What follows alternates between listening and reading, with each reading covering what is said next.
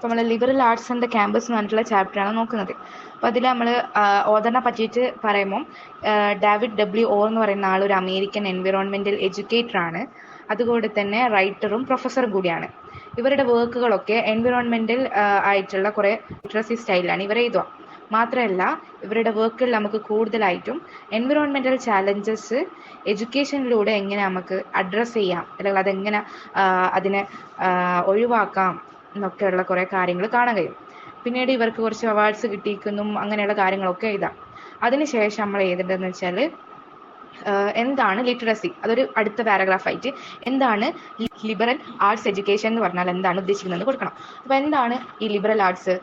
അതായത് ഒരു മനുഷ്യനെ അല്ലെങ്കിൽ ക്രിട്ടിക്കൽ തിങ്കിങ്ങിനെ പറ്റിയിട്ടും അല്ലെങ്കിൽ കമ്മ്യൂണിക്കേഷൻ സ്കില്ലും കൾച്ചറൽ അണ്ടർസ്റ്റാൻഡിങ്ങും അവൻ ജീവിച്ചു കൊണ്ടിരിക്കുന്ന അവന് ചുറ്റുമുള്ള കാര്യങ്ങളെ പറ്റിയിട്ടൊക്കെ അറിയാനും അതുപോലെ തന്നെ അതിനു വേണ്ടി പ്രവർത്തിക്കാനും ചിന്തിക്കാനും ഒക്കെ ഉള്ള ശേഷി അല്ലെങ്കിൽ ആ ഒരു എഡ്യൂക്കേഷൻ ഉണ്ടാവില്ലേ, അതങ്ങനെ ചെയ്യണം ഇങ്ങനെ ചെയ്യണം എന്നുള്ള ആ ഒരു ബോധം വരുത്തുന്ന ഒരു എഡ്യൂക്കേഷൻ, ആ ഒരു എഡ്യൂക്കേഷന് പറയുന്ന പേരാണ് ലിബറൽ ആർട്സ് എന്ന് പറയുന്നത്. അപ്പം ഈ ഒരു ചാപ്റ്ററിൽ പറയുന്ന ഒരു ഷോർട്ട് സമ്മറി പിന്നീട് കൊടുക്കുക.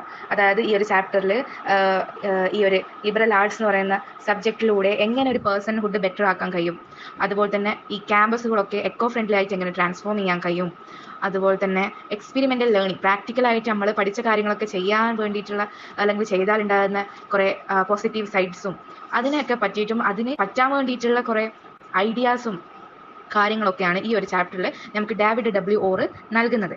അപ്പം ആദ്യമായിട്ട് ഈ ഒരു സംഭവത്തിൽ നമുക്ക് കാണാൻ കഴിയും ഓറിനെ ശരിക്കും പറഞ്ഞാൽ സ്റ്റുഡൻസ് ശരിക്കും അവർ ജീവിക്കുന്ന വേൾഡ്, റിയൽ വേൾഡിനെ മനസ്സിലാക്കണം. ഓക്കെ, പഠനം എന്ന് പറയുന്നത് അവരുടെ ചുറ്റും എന്ത് നടക്കുന്നു അല്ലെങ്കിൽ ആ ഒരു വേൾഡിൽ എന്തൊക്കെ സംഭവിക്കുന്നുണ്ട്, മാത്രമല്ല ആ ഒരു നാച്ചറോടുള്ള ഇഷ്ടവും അതിനെ സംരക്ഷിക്കാനുള്ള ഉത്തരവാദിത്വമൊക്കെ ഉണ്ടാകണം എന്നുള്ളതാണ് ആദ്യം ഇവർ പറയുന്നത്. പിന്നെ പറയുന്നതെന്ന് വെച്ചാൽ ഈ ഒരു സ്റ്റുഡൻസിനൊക്കെ എൻവിറോൺമെൻറ്റ് എന്ന് പറയുന്ന സംഭവം അല്ലെങ്കിൽ ഈ ഒരു നാച്ചുറൽ എല്ലാത്തിനും കണക്റ്റഡ് ആണ്, അല്ലെങ്കിൽ ഇവർ പഠിക്കുന്ന കാര്യങ്ങളൊക്കെ നാച്ചുറലായിട്ട് കണക്റ്റഡ് ആണ് എന്നുള്ളത് മനസ്സിലാക്കി കൊടുക്കണം. അതുപോലെ തന്നെ നല്ലൊരു ഹെൽത്തി പ്ലാനറ്റിനെ എങ്ങനെ ഉണ്ടാക്കാം, അതിനുവേണ്ടി എന്തൊക്കെ ചെയ്യണം, ഒരു എൻകറേജ്മെൻ്റ് ഒക്കെ സ്റ്റുഡൻസിനെ പഠിപ്പിക്കേണ്ടതുണ്ട് എന്നൊക്കെ കൊടുക്കുക. ബുക്ക് മാത്രം അല്ലെങ്കിൽ ബുക്കിലുള്ള എഡ്യൂക്കേഷൻ അല്ലാതെ പുറത്ത് നാച്ചുറലിലേക്ക് ഇറങ്ങി ബാക്കിയുള്ള വേൾഡിലെ കുറേ കാര്യങ്ങൾ മനസ്സിലാക്കാനുള്ള ഒരു ജിജ്ഞാസ ക്രിയേറ്റ് ചെയ്യണം എന്നും കൂടി ഈ ഡേവിഡ് ഡബ്ല്യു ഓർ പറയുന്നുണ്ട്. പിന്നെ നമുക്ക് കുറച്ചൊരു ഭാഗങ്ങളാക്കി മാറ്റാം. ഇത് എഴുതിയെടുത്തു ഇൻറ്റിഗ്രേഷൻ ഓഫ് പേഴ്സൺഹുഡ്. അതായത് ഈ ലിബറൽ ആർട്സും അല്ലെങ്കിൽ ക്യാമ്പസും ഒക്കെ എങ്ങനെയാണ് ഈ പേഴ്സൺഹുഡിനെ വളർത്തിയെടുക്കുന്നത് അല്ലെങ്കിൽ എങ്ങനെയാണ് വളർത്തിയെടുക്കേണ്ടത് എന്നുള്ളൊരു സംഭവമാണ് പറയുന്നത്. അതായത് പഠിക്കൽ മാത്രമല്ലാതെ കുറേ ഇൻട്രസ്റ്റിംഗ് ആയിട്ടുള്ള കാര്യങ്ങളും, അതായത് ഈ ബുക്കിലുള്ള കുറേ ക്ലാസിക് ആയിട്ടുള്ള കാര്യങ്ങൾ ഒക്കെ പഠിക്കുന്നതിന് പകരം ആ ഒരു എന്താ പറയുക, നമുക്ക് കുറേ സ്കില്ലുകൾ ജീവിക്കാൻ വേണ്ടിയിട്ടുള്ള കുറേ സ്കില്ലുകൾ പഠിപ്പിക്കാനും കൂടെ എഡ്യൂക്കേഷന് തുനിയേണ്ടതാണ് എന്നുള്ളത് മനസ്സിലാക്കി കൊടുക്കണം. പിന്നെ പറയുന്നതെന്ന് വെച്ചാൽ ബ്രെയിനിനെ, അതായത് നമ്മൾ ചെയ്യുന്ന കാര്യങ്ങളും അല്ലെങ്കിൽ സോൾവ് ചെയ്യുന്ന പ്രോബ്ലംസൊക്കെ ജസ്റ്റ് ബ്രെയിന് മാത്രം യൂസ് ചെയ്യാൻ പാടില്ല.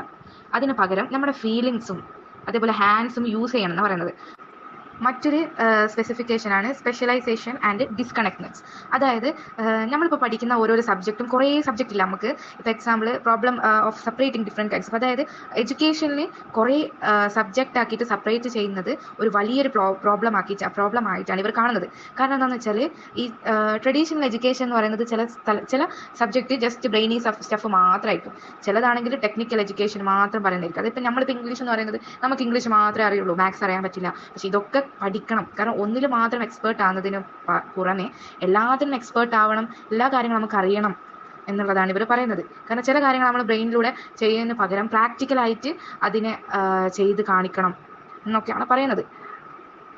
ഇങ്ങനെ ഈ ഒരു സ്പെഷ്യലൈസേഷൻ അല്ലെങ്കിൽ ഇങ്ങനെ ഒരു പ്രോബ്ലത്തിന് ഇരയാവുന്നവർക്ക് എന്ത് സംഭവിക്കും, അവർക്കെല്ലാം കണക്റ്റഡ് ആണ് എന്നുള്ളൊരു ബോധം അല്ലെങ്കിൽ ആ ഒരു അണ്ടർസ്റ്റാൻഡിങ് കിട്ടൂല. അതൊരു വലിയൊരു പ്രോബ്ലമാണ്.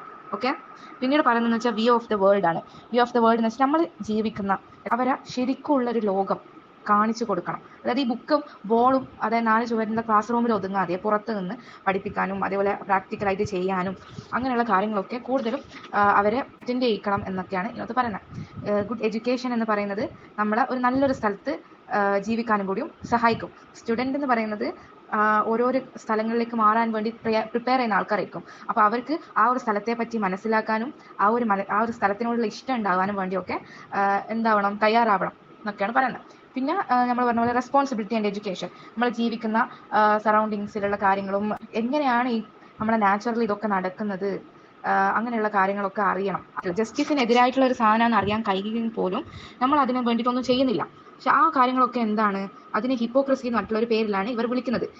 കുട്ടികൾക്ക് എങ്ങനെയാണ് പ്രോബ്ലംസും എങ്ങനെ അത് പോക്കേണ്ടതെന്നൊക്കെ അറിയാം, പക്ഷെ അവരതൊന്നും ചെയ്യുന്നില്ല. ജസ്റ്റ് അത് പഠിച്ചിട്ട് പിന്നെ അതിൻ്റെ വാല്യൂ പോക്കി കളയുന്നുണ്ട്. അത് പകരം എന്ത് ചെയ്യണോ, നമ്മൾ അറിയുന്ന കാര്യങ്ങൾ പ്രാക്ടിക്കലായിട്ട് ചെയ്യണം എന്നാണ് പറയുന്നത്. അതെന്നെ പറയും. പിന്നെ കൺക്ലൂഷനായിട്ട് നമ്മൾ ആദ്യം പറഞ്ഞ ഇതന്നെ കൊടുക്കുക. ഇന്നത്തെ കുറേ ഐഡിയാസും കാര്യങ്ങളൊക്കെയാണ് പറയുന്നത്. ബുക്സും എക്സാമും അല്ലാതെ ഭൂമിയെ മനസ്സിലാക്കാൻ വേണ്ടിയിട്ടുള്ള ഒരു സ്ഥലം അല്ലെങ്കിൽ ഒരു ഇതാക്കണം ഈ ക്യാമ്പസ് എന്ന് പറയുന്ന സംഭവം. കൂടുതലും നോളജ് കണക്ട് ചെയ്തിട്ട്, ഭൂമിയെ കണക്ട് ചെയ്തിട്ട് റെസ്പോൺസിബിൾ ആയിട്ടുള്ള ഇൻഹാബിറ്റേഴ്സ് ആയിട്ട് അല്ലെങ്കിൽ അവിടെ ജീവിക്കുന്നവരായിട്ട് പ്രാക്ടിക്കൽ സ്കില്ലുകളൊക്കെ പഠിച്ച് അവരുടെ എൻവിറോൺമെൻറ്റുമായിട്ടുള്ള സ്നേഹവും പോസിറ്റീവ് ചേഞ്ചസ് ഒക്കെ വരുത്തിയിട്ട് സ്റ്റുഡൻസിന് ഒരു ബെറ്റർ ആയിട്ടുള്ള ഇൻഡിവിജ്വൽ ആക്കി മാറ്റണം, ഒരു പോസിറ്റീവ് സൊസൈറ്റിക്ക് വേണ്ടിയിട്ട് മാറ്റണം എന്നുള്ള ഒരു മെസ്സേജിലൂടെയാണ് ഈ ഒരു ചാപ്റ്റർ അവസാനിക്കുന്നത്. ഓക്കെ.